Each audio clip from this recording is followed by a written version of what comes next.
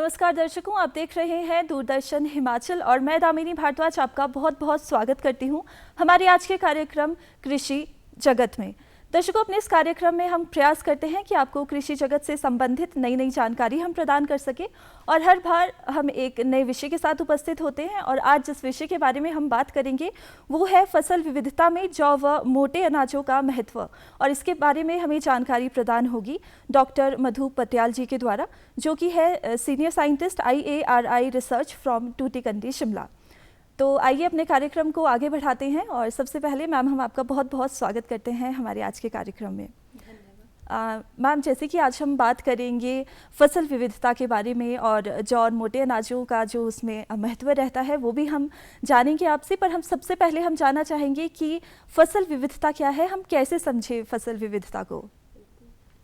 सबसे पहले तो मैं अपने किसान भाइयों बहनों एवं सभी श्रोतागणों को नमस्कार और आप सबका धन्यवाद। जैसे कि दामिनी जी आपने पूछा कि फसल विविधीकरण है क्या, तो इसके जैसे हम अर्थ निकालते हैं, विविधीकरण मतलब विविधता, मतलब अलग अलग। तो जब हम एक खेत में अलग अलग फसलों की बात करते हैं उसको हम फसल विविधीकरण कहते हैं। तो बेसिकली फसल विविधीकरण फसल की एक पद्धति है जिसमें हम एक खेत में अलग अलग फसलें लगाएंगे या क्रॉपिंग पैटर्न जो है, फसल प्रणाली है, उसको चेंज करते हैं।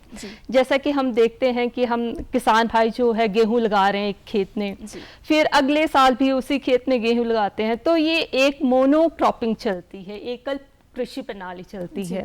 लेकिन अगर वो एक साल गेहूं लगा रहे हैं, अगले साल चना लगाएंगे, फिर गेहूं लगाएंगे, मतलब क्रॉप रोटेशन करें, तो इस सीक्वेंस को हम जो बोलते हैं कि फसल वो चेंज कर रहे हैं, फसल विविधता ला रहे हैं, इसको हम फसल विविधीकरण बोलते हैं। जी मैम, आपने अभी हमें जैसे बताया कि जो फसल है जब हम अलग अलग लगाते हैं एक खेत में, एक समय पर हम एक फसल लगा रहे हैं, फिर कुछ समय बाद जो है हम दूसरी फसल लगाते हैं, वो बहुत ज़्यादा सहायक होती है हमारी मिट्टी के लिए भी और हमारे किसान भाइयों के लिए भी। इसके बाद मैम हम आपसे ये जानना चाहेंगे कि क्या आवश्यकता है इसकी, क्रॉप डाइवर्सिटी की अगर हम बात करें, क्या ज़रूरत है इसको करने की। बिल्कुल दामिनी जी, ये आपने बहुत ही अच्छा प्रश्न पूछा कि फसल विविधता विविधीकरण हमारे लिए, किसानों के लिए और विश्व के लिए क्यों ज़रूरी है।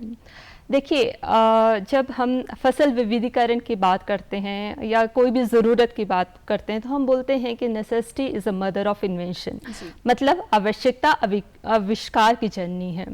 तो यही संदर्भ कृषि विविधीकरण में आता है। अगर हम जाएंगे 1960 के दशक पे अगर हम जाएं, जब हमारे देश ने हरित क्रांति करवाई थी और उसमें गेहूं जो लगाया गया था और चावल लगाए गए थे, उसके कारण जो हमारा देश जो है वो खाद्यान्न में काफ़ी उन्नति की, सेल्फ सफिशिएंट बना। तो इस कारण क्या हुआ कि जो खाद्यान्न है वो काफ़ी बड़े। कारण क्या था उसका? हरित क्रांति, जिसमें कि जो अनाज की छोटी छोटी जो बोनी किस्में थी वो लगाई गई। और ये बोनी किस्में जो थी वो क्या करती थी कि जो भी नाइट्रोजन था या उनको जो भी एग्रोनॉमिकल प्रैक्टिसेस दी जाती थी, जैसे पानी दिया गया, उसको काफ़ी रिस्पॉन्ड करती थी। तो इससे क्या होता था कि उनका जो है पैदावार जो इंक्रीज होती थी। तो विद टाइम क्या हुआ कि किसानों को मुनाफा मिलता गया उससे। तो किसानों ने सोचा कि हम ज़्यादा फर्टिलाइज़र देंगे, ज़्यादा पानी देंगे, उससे उनकी पैदावार बढ़ती जाएगी। और इस कारण क्या हुआ कि हमारे जो है पानी का सोर्स कम होता गया, हमारे जो मिट्टी है वो उसकी उर्वरता शक्ति कम होती गई। उसके कारण ज़्यादा जो हम पेस्टिसाइड्स लगाने लगे, वीडीसाइड्स लगाने लगे, तो उसके कारण क्या हुआ कि वायु भी जो है वो प्रदूषित होने लगी। इसके अलावा दूसरा हम बात करते हैं, आजकल हम बोलते हैं कि क्लाइमेट चेंज की काफ़ी बात आ रही है कि क्लाइमेट जो है वो बदल रहा है, हमारा वातावरण जो बदल रहा है। तो उसमें क्या है कि जैसे हम सपोज गेहूं लगा रहे हैं तो बारिशें नहीं हो रही है, तो किसान भाई जो है वो गेहूं नहीं लगा पा रहा, या जो वैरायटी उसने अभी लगाई है वो लास्ट दिसंबर में भी वही वैरायटी लगाएगा, या फिर जब उस पे गेहूं पे दाने आ रहे हैं तो टर्मिनल हीट स्ट्रेस जिसको बोलते हैं, बहुत ज़्यादा जो हीट आएगी और वो फ्लावरिंग जो है, उसके फूल जो हैं, जो उसके दाने हैं वो भर नहीं पाएंगे। या फिर जब अभी हमने हिमाचल में ही देखा, जब गेहूं लगा था तो उस टाइम जो ओले पड़े थे तो उसको नुकसान नुकसान पहुंचा था। जी। तो जब नुकसान आता है फसल को, चाहे वो मोनोक्रॉपिंग की वजह से आ रहा है, चाहे वो क्लाइमेट चेंज की वजह से आता है, तो हम फसल विविधता की बात करते हैं, क्योंकि जी। यही है जो ये विविधता ही है जो इस चीज़ों से हमें निपटने की आशा दिलाता है। जी जी मैम, अभी आपने बताया कि कितना इम्पोर्टेंट है, क्लाइमेट चेंज हो रहा है और जैसे मोनोक्रॉपिंग करते थे उसकी वजह से कितने नुकसान जो है हमारे खेतों को हुए हैं, हमारी मिट्टी को हुई है और साथ ही हमारे एनवायरनमेंट को भी कितना नुकसान हुआ है। इसी के साथ मैम अगला प्रश्न मेरा यही आपसे रहेगा कि अगर हम लाभ की बात करें और कितना महत्वपूर्ण है, कितना ज़्यादा इम्पोर्टेंस है इसका आजकल के समय में, वो हम आपसे ज़रा जानना चाहेंगे। जी, दामिनी जी, लाभ जो सभी एंड में देखते हैं कि हमें कितना मुनाफा होगा, वो बहुत ज़रूरी है, क्योंकि किसान की आय ही इस पे डिपेंडेंट है। और लाभ, चाहे वो डायरेक्ट लाभ हो, चाहे मॉनेटरी जैसे पैसों का लाभ हो, या फिर हम अपनी वातावरण की बात करें, हमारी भूमि में अच्छा जो पौष्टिक तत्व हों, जल में हों, वायु में हों, तो वो लाभ बहुत ज़रूरी हैं हमें और किसानों के लिए, हमारे पूरे विश्व के लिए वो लाभ ज़रूरी हैं। तो सबसे पहले जब हम विविधीकरण की बात करते हैं तो मॉनेटरी गेन्स देखते हैं हम, मतलब कि हमारी इनकम, जो किसानों की इनकम है वो जो है इससे स्टेबल रहती है। क्योंकि जैसे मैं आपको बोल रही थी कि अगर हम गेहूं ही लगाएंगे और गेहूं में बाय चांस कोई क्लाइमेटिक इफेक्ट रहता है कि दाने झड़ गए, तो वो फसल पूरी बर्बाद हो जाती है, उनको कुछ मिल नहीं पाएगा। जैसे कि हम एग्जांपल लेते हैं कि जो एक आयरलैंड में एक फैमिन आया था, जो आलूओं में आया था, तो उन्होंने किसानों ने पूरा आइलैंड में जो पोटैटो लगाया हुआ था, आलू लगाया था, और जब उसमें डिजीज और क्लाइमेट चेंज हुआ तो पूरी की पूरी जो फसल वो तबाह हो गई थी। तो उसमें 1 मिलियन से भी ज़्यादा लोग जो हैं भूखमरी का शिकार हुए थे। तो एक क्रॉप लगाने से वो उनको एक तो उनको अनाज नहीं मिल सकता है अगर क्लाइमेट बिल्कुल चेंज हो जाएगा, और दूसरा है कि अगर वो विविधीकरण पे जा रहे हैं तो उनको कुछ ना कुछ गेन्स ज़रूर मिलेंगे। जी। अगली बात मैं आपको बोलूँगी कि जैसे मैं बार बार आपको बोल रही हूँ कि हमारे जल, वायु और मृदा, पृथ्वी जो है, भूमि जो है, वो बहुत खराब होती जा रही है। तो जब हम इसकी बात करते हैं, तो जब हम विविधीकरण, अलग अलग फसलें लगाते हैं, तो इन तीनों जो हमारे नेचुरल रिसोर्सेज हैं वो कंजर्व रहते हैं। क्योंकि अगर हम अलग अलग फसलें लगाएंगे एक ही भूमि में, जैसे सपोज हमने गेहूँ लगा दिया, तो उसके बाद अगर हम फलीदार फसलें लगाते हैं, चना लगाते हैं, तो उसमें क्या होता है कि वो नाइट्रोजन की जो मात्रा है वो फिक्स कर देता है सॉइल में, और आगे आने वाली जो वीट क्रॉप है, जो गेहूं की फसल है, उसमें नाइट्रोजन की कम मात्रा लगाई जाती है। तो किसान भाइयों को उसका लाभ होता है, क्योंकि उनको ज़्यादा फर्टिलाइजर नहीं देने पड़ते, और जो वायु में भी जो नाइट्रोजन है उसको भी वो बैलेंस कर देते हैं फलीदार फसल। जी मैम, अगर कहें तो फसल विविधता जो है बहुत ज़्यादा इम्पोर्टेंट है हमारी मिट्टी के लिए, और हमारे एनवायरनमेंट के लिए भी इससे बहुत लाभ भी मिलता है, और जो मिट्टी है उसको भी बहुत सारे पोषक तत्व मिलते हैं। इसके बाद अगर हम बात करें प्रकार के बारे में, फसल विविधता के प्रकारों के बारे में, तो कितने प्रकार की होती है और कैसे हम इसे समझें? अच्छा, देखिए, जैसे मैं आपको पहले भी बता चुकी कि फसल विविधता बेसिकली हम 2 तरह से डिफाइन कर सकते हैं।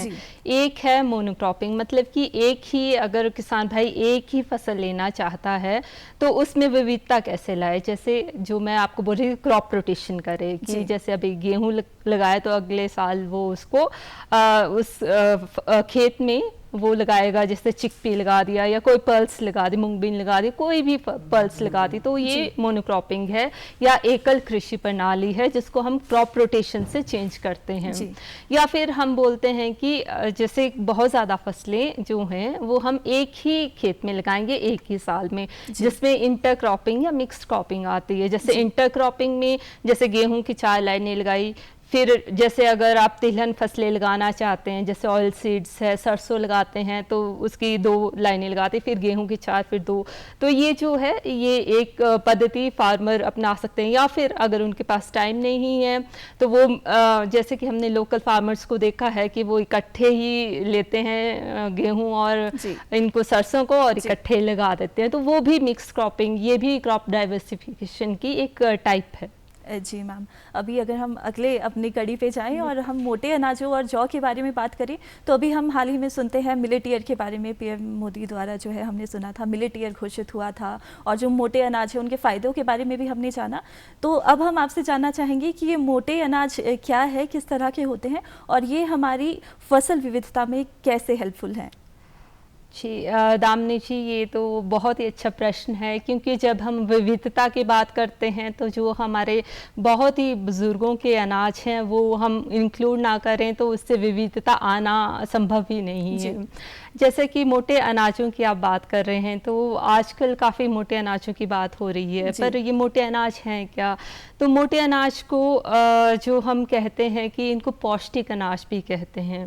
पहले इनको अंडर यूटिलाइज्ड क्रॉप कहा जाता था, लेकिन श्री प्रधानमंत्री जी ने इनको जो है वो न्यूट्रिशन क्रॉप्स, जो पोषक अनाज है, उस पे डाला गया और अब इनको श्री अन्न कहा जाता है। तो आप इससे ही देख सकते हैं कि इनका क्या महत्व है। जब श्री लगा दिया है अन्न में तो उसका तो महत्व ही बढ़ जाता है। और ये जो मोटे अनाज हैं जैसे बाजरा, कोडो, रागी, ये बहुत ज़्यादा लाभदायक हैं। जब प्रधानमंत्री जी ने मोटे अनाजों की बात की तो 2018 पे उन्होंने जो नेशनल ईयर ऑफ मिलेट्स जो भारत को बनाया, तो उसमें जो मोटे अनाजों को उन्होंने कहा कि ये जो मोटे अनाज हैं उनको हम कहेंगे पोषक अनाज। तो ये काफ़ी पौष्टिक तत्व देते हैं। जैसे हम बात करें कि अगर हम 100 ग्राम गेहूं अगर हम कंज्यूम कर रहे हैं तो उसमें हमें 400 मिलीग्राम आयरन मिलेगा। लेकिन जब हम मोटे अनाजों की बात करते हैं तो अगर हम 100 ग्राम मोटे अनाज लेंगे तो उससे हमें डबल जो 8 मिलीग्राम आयरन मिलता है। तो जैसे हम देखते हैं कि हमारी जो काफ़ी जनसंख्या, विश्व की हमारी काफ़ी जनसंख्या जो है उनमें काफ़ी माल न्यूट्रिशन है। जैसे अगर भारत की बात की जाए तो हम 2 महिलाओं में से 1 महिला जो अनीमिक है, और बच्चों की बात की जाए तो 3 में से 1 बच्चा जो वो है कुपोषण का शिकार है। तो प्रधानमंत्री जी ने ये बहुत ही अच्छी पहल की है और इनका बहुत ही महत्व है, क्योंकि जैसे हम रागी की जो एक मोटा अनाज है उसकी बात करें तो इसमें काफ़ी ज़्यादा कैल्शियम पाया जाता है, जो कि अगर हम अपनी खाद्य थाली में अगर इसको ऐसे भी लेंगे तो भी हमें काफ़ी न्यूट्रिशन प्रॉपर्टीज हमें मिल सकती हैं। जी मैम, अगर हम आगे बात करें, जैसे अभी हमने मिट्टी के बारे में आपसे जाना कि जो मिट्टी है उसके पोषक तत्व काफ़ी जो है कम हो जाते हैं जब हम मोनोक्रॉपिंग करते हैं, मतलब एक ही तरह की जब हम फसल उसमें उगाते हैं। तो अगर हम मोटे अनाज उसमें उगा रहे हैं तो हम उसके फ़ायदे जानना चाहेंगे कि वो किस तरह से लाभकारी है हमारी मिट्टी के लिए और हमारे किसान भाइयों के लिए।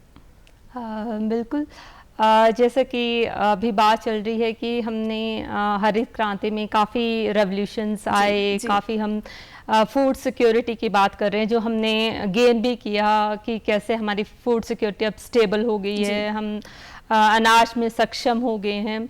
लेकिन जब हम अपनी थाली देखते हैं तो हमारे अनाज की थाली में गेहूँ आता है या फिर चावल आते हैं, लेकिन हम जो इस अन्न थाली को अगर हम पोषक थाली में कन्वर्ट करना चाहते हैं, जिसमें जब हम अपने बुजुर्गों को देखते थे तो देखो वो रागी भी डालते थे, दलिया भी डालते थे, काफ़ी डिफरेंट सा रहता था। तो पोषक तत्व के लिए मोटे अनाज बहुत ही ज़्यादा ज़रूरी है। और अगर मिट्टी की बात करते हैं तो इनकी खास बात ही ये है कि अगर ये कैसे भी भूमि हो जिसकी उर्वरकता शक्ति बहुत कम है, या जिसमें कम न्यूट्रिएंट्स हैं, या पानी कम है, जिस वातावरण में, जिस मिट्टी में पानी कम है उसमें भी ये उग जाते हैं। सिर्फ इनको जर्मिनेशन के लिए थोड़ा सा पानी चाहिए होता है, उसके बाद ये काफ़ी पानी जो है वो मतलब नहीं भी मिलेगा तो भी बहुत अच्छी पैदावार देते हैं। इसके अलावा काफ़ी इनमें न्यूट्रिशन तत्व हैं, सेलेनियम है, आयरन है, फाइबर्स हैं, जो किसान भाई उसको खा के जो है यूज़ कर सकते हैं। जी, इसके अलावा अगर मैं आज की बात करूं कि आज मैं जैसे गई थी ये आलू अनुसंधान है CPRI में, तो वहाँ पे आलूओं की वैरायटीज़ लगी हुई थी। तो आप अभी देख रहे हैं कि कितनी हिमाचल प्रदेश जो है अभी बारिशें कितनी हो रही हैं, रेड अलर्ट्स आ रहे हैं। तो जो आलू की कुछ किस्में हैं जो थोड़ी अच्छी नहीं चल रही थी, लेकिन इन्होंने जो एक प्रदर्शनी भी लगाई थी मोटे अनाजों की, जो ऊपर लगाई उन्होंने अपने खेतों पे, तो उसको देख के मुझे बहुत खुशी हुई। आज ही मैंने वो विजिट किया था। तो उसमें उन मोटे अनाजों में कोई भी कमी नहीं थी, मतलब ना वो गिरे थे, ना उनमें वो पूरे फलदार थे, उनमें सारे जो ग्रेन्स थे वो पूरे भरे हुए थे। तो इनमें काफ़ी क्षमता रहती है जब ये हम पर्यावरण की बात करते हैं कि पर्यावरण बदल रहा है, क्लाइमेट चेंज हो रहा है, तो इसको सहन करने के लिए इनमें बहुत ज़्यादा क्षमता रहती है। जी मैम, बिल्कुल आपने हमें इतनी महत्वपूर्ण बात अभी बताई। इसी के साथ अगर हम जानना चाहें, जो हमारे किसान भाई हैं, अगर वो ये फसल उगाना चाहते हैं, फसल विविधता की तरफ आगे बढ़ना चाहते हैं, वो किस तरह से इसमें आगे बढ़े और सही शिक्षा कहाँ से प्राप्त कर सकते हैं? बिल्कुल, ये बहुत ही अच्छा प्रश्न है, क्योंकि जब भी आप कहीं जाएंगे, कुछ स्टार्ट करना चाहते हैं, तो सबसे पहले तो आपको नॉलेज होना बहुत ज़रूरी है। और मेन सोर्स जो नॉलेज का है, जैसे कि हम अभी यहीं बैठे हैं, तो टीवी के माध्यम से किसान भाइयों को काफ़ी जानकारी मिलती है। अगर वो कृषि दर्शन देख रहे हैं, कोई और कृषि के कार्यक्रम देख रहे हैं, तो उसमें आजकल काफ़ी मोटे अनाजों के बारे में बताया जा रहा है, कैसे लगाएं, कब लगाएं, क्या पौष्टिक तत्व हैं। इसके अलावा आप अपने जब मोबाइल खोलते हैं तो प्रधानमंत्री जी के मैसेजेस कभी ना कभी आपको आ ही जाते हैं, तो उसमें उनके जो गुण है उसके बारे में बताया जाता है कि इसमें ये गुण है, आप इसको लगाएं। सबसे ज़्यादा है कि आप जो अपने अखबारों में उसमें भी स्टडी कर सकते हैं। और हमारे जो ये भारत में एक हमारा Indian institute of millet research है हैदराबाद में, वो काफ़ी शोध कर रहा है इसमें, तो वो वहाँ से भी आप नॉलेज गेन कर सकते हैं, क्योंकि उनके पास काफ़ी लीफलेट्स, पम्पलेट्स वगैरह रहते हैं, फोल्डर्स रहते हैं जो अलग अलग भाषाओं में हैं। तो किसान भाई वहाँ से भी वो फोल्डर्स लेके मंगवा के और उनसे जानकारी ले सकते हैं। इसके अलावा आपके किसान भाइयों के जो HOD हैं या कोई भी एग्रीकल्चर डिपार्टमेंट के लोग हैं, वो भी उनको अच्छे से सही से जानकारी दे सकते हैं। जी मैम, आपने बताया कि जानकारी कहाँ से प्राप्त करनी है, फ़ोन के द्वारा ले सकते हैं, पैम्पलेट्स मिलते हैं, वहाँ से जानकारी हासिल कर सकते हैं, और पास में ही जो डिपार्टमेंट है वहाँ से आप जो है जानकारी प्रदान होती है और आप वहाँ से जानकारी ले सकते हैं। इसी के साथ मैम, अगर हम बात करें बीज के बारे में, अब हमने फसल की समझ ली, कहाँ से हमने कैसे उगानी है, किस तरह से उगानी है, तो सबसे बड़ा प्रश्न उसके बाद और जो सबसे बड़ा कदम है वो है बीज का। तो सही बीज कहाँ से ले और किस तरह से समझे? जी, ये बहुत ही अच्छा प्रश्न है, क्योंकि कहते हैं कि जैसा आप बोओगे वैसा ही पाओगे। तो अगर आप अच्छा बीज लेंगे, स्वस्थ बीज लेंगे, तो आपकी फसल भी अच्छी होगी। तो सबसे ज़्यादा महत्वपूर्ण है किसान भाइयों को कि जो, जैसे मैं कह रही हूँ कि उनके जो HODs हैं, एग्रीकल्चर डिपार्टमेंट्स के लोग हैं, उनसे संपर्क करके वो किसान भाई बीज ले सकते हैं, या वो हमारे पास भी आके कुछ इंफॉर्मेशन ले सकते हैं कि हम कहीं से उनको अवेलेबल करवाएं। जैसे कि अभी हमने यहाँ अपना फ्रंट लाइन डेमोस्ट्रेशन हलोट जो गाँव है यहाँ नया शहर में, वहाँ पर हमारे फार्मर्स हैं, श्री टेकचंद जी हैं, श्री खेमचंद जी हैं, तो उनके वहाँ हमने काफ़ी प्रदर्शन लगाए, जो ज्वार का, बाजरा का प्रदर्शन लगाया हुआ है। तो हमने अपने इंस्टीट्यूट से, न्यू दिल्ली से खुद सीड ला के उनके वहाँ प्रदर्शन लगाया। तो इस तरह से अगर वो बात करेंगे, हमसे बात करेंगे, एग्रीकल्चर डिपार्टमेंट से बात करेंगे, या फिर वो अगर बात करते हैं, जो हैदराबाद के इंस्टीट्यूट की बात कर रही हूँ, तो उनको कोई ना कोई रिस्पॉन्स ज़रूर आएगा, क्योंकि आजकल इसी को प्रोत्साहन देने के लिए जो सरकारें ने काफ़ी स्कीम्स चलाई हैं। और अब तक जो मोटे अनाजों में लगभग 150 से भी अधिक जो है वो किस्में डेवलप हो चुकी हैं, जिसका फ़ायदा किसान भाई ले सकते हैं।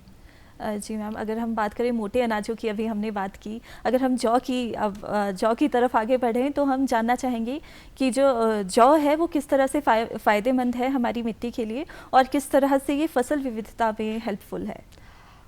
देखिए दामिनी जी, अब जौ भी बहुत अच्छा और विकल्प है जब हम मोनोक्रॉपिंग की बात करते हैं, खासकर गेहूं की बात करते हैं।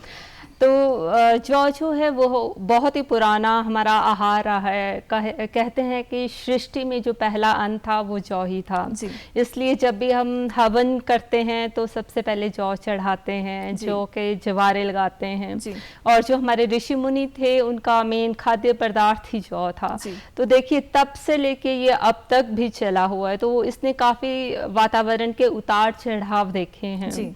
तो जौ के बहुत ही फायदे हैं। अगर किसी भी मिट्टी में ये लगाया जा सकता है। इसके पोषक तत्व बहुत ज़्यादा ज़रूरी हैं, क्योंकि देखिए जौ में जो कोलेस्ट्रॉल कम करने की क्षमता है, ब्लड शुगर कम करने की क्षमता है, मोटापा कम करने की क्षमता है, यूरिन से रिलेटेड जिसकी प्रॉब्लम्स हैं उसको वो डील कर सकता है।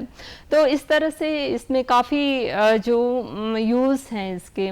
और इसके जैसे अभी पिछले साल, अगर मैं बार बार हलोट गांव की बात करूंगी क्योंकि वहाँ पे हमारे काफ़ी प्रदर्शन लगते हैं, तो पिछले साल किसान भाइयों ने वो लगाया और मतलब सिंपल सा था कि उन्होंने जौ को काट के दाने नहीं किए, उसका सत्तू बनाया। तो उसकी प्रोसेसिंग करके उन्होंने काफ़ी उससे जो है प्रोसेसिंग से काफ़ी फ़ायदा भी लिया।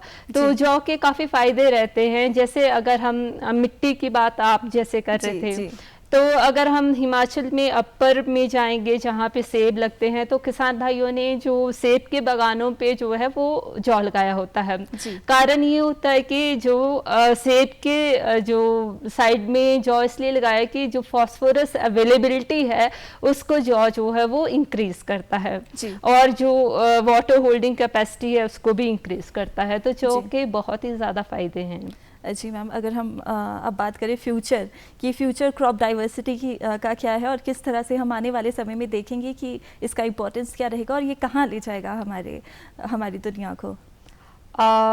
जी दामिनी जी, फ्यूचर जब हम देखते हैं कि क्रॉप डाइवर्सिफिकेशन का बहुत ही उज्जवल है, क्योंकि जब भी हम एक क्रॉप पे जाते हैं तो वो स्थिरता नहीं रहती कृषि में। अगर कृषि में आपको स्थिरता चाहिए है, स्टेबल इनकम चाहिए, तो आपको अलग अलग फसलों पे जाना ही पड़ेगा।